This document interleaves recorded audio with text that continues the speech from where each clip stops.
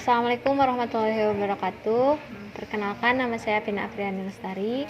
Saya dari kampus STAI Mutakin Purwakarta, Prodi Ekonomi Syariah semester 6. Di sini saya akan mewawancarai tentang pembelajaran di masa pandemi bersama narasumber kita, yaitu silakan Teh, perkenalkan diri. Oke, baik. Bismillahirrahmanirrahim.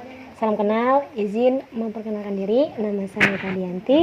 Saya salah satu mahasiswi dari kampus STAI Dr. KHEZ Mutakin Purwakarta, Program Studi Pendidikan Islam Anak Usia Dini Fakultas Tarbiyah. Kebetulan saya juga adalah salah satu guru dari RA Yayasan Nurul Qamar yang bertempat di Kecamatan Bungursari di Desa Cinangka. Baik Teh, ada yang bisa saya bantu? Saya di sini mau tanya-tanya, mewawancari Teteh tentang bagaimana sih caranya mengimplementasikan pembelajaran pada masa pandemik. Oke, cukup luar biasa sekali ya pertanyaannya. Memang pada masa pandemi ini pembelajaran itu sangat terkendala ya, karena khususnya pada anak usia dini itu sulit untuk melakukan pembelajaran daring. Pertama, nanti terbiasa menggunakan gadget gitu. Kedua, memang tidak baik untuk mata. Ketiga, sulit untuk mengatur temanya. Kan kalau misalkan di sekolah itu kita bisa sambil bermain dengan metodenya, terus bernyanyi, bermain peran. Kalau misalkan di rumah kita hanya melihat videonya. Dan memang harus bekerja sama dengan orang tua. Lalu bagaimana jika orang tuanya bekerja, ayahnya, ibunya, dua-duanya kerja, nanti anak belajar dengan siapa?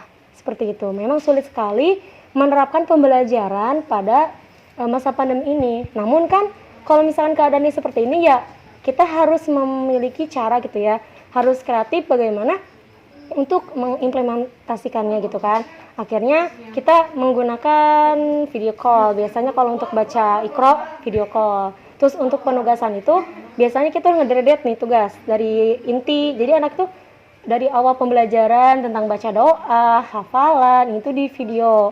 Kemudian untuk pembelajarannya memang di foto aja. Tapi kalau misalnya dipikir-pikir, kita kan nggak tahu itu hasil karya siapa gitu ya. Cuman ya sambil menunggu keputusan dari pemerintah, ya kita menggunakan daring terlebih dahulu gitu. Kalau untuk kekurangannya Teh gimana? Banyak banget ya. Banyak banget kekurangannya dari segi penilaian, dari segi komunikasi, dari segi perkembangan pun kita nggak tahu bagaimana anaknya itu berkembang nggak sih, dari misalkan dia perkembangannya belum berkembang, apakah udah mulai berkembang, atau misalkan berkembang sesuai harapan atau tidak, seperti itu. Terus kekurangannya kita harus terus berkomunikasi dengan orang tua. Dan satu lagi, kuota pasti ya terseret tuh, apalagi kalau misalkan orang tuanya yang nggak ada HP. Ada loh anak TK, orang tuanya nggak ada HP gitu, jadi dia menggunakan HP tetangganya untuk berkomunikasi, mengerjakan tugas. Terus kita memori pasti penuh ya dengan video-video anak-anak, terus misalkan tugas-tugas anak-anak gitu. Kalau cara penilaian Teteh kepada anak-anak gimana? Oke, kalau penilaian tuh kalau masa pandemi ini agak sulit ya, sama seperti halnya tadi kekurangan. Jadi kita nggak tahu anak itu sudah berkembang dari aspek perkembangan mana. Kan kalau khususnya untuk anak usia dini itu kan ada 6 aspek ya.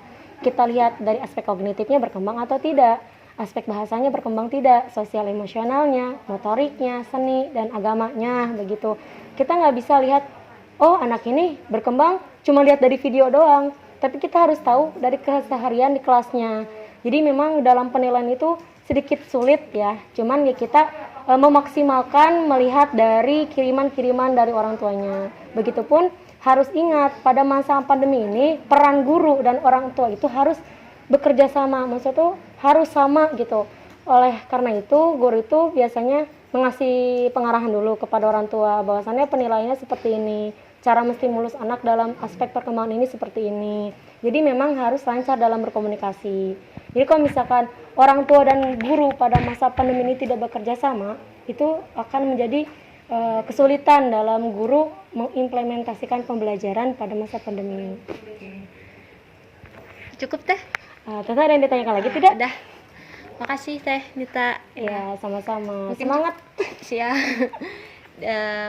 Terima kasih kepada Teh Nita. Terima kasih ya atas waktunya. Cukupan sekian wawancara hari ini. Wassalamualaikum warahmatullahi wabarakatuh. Waalaikumsalam warahmatullahi wabarakatuh.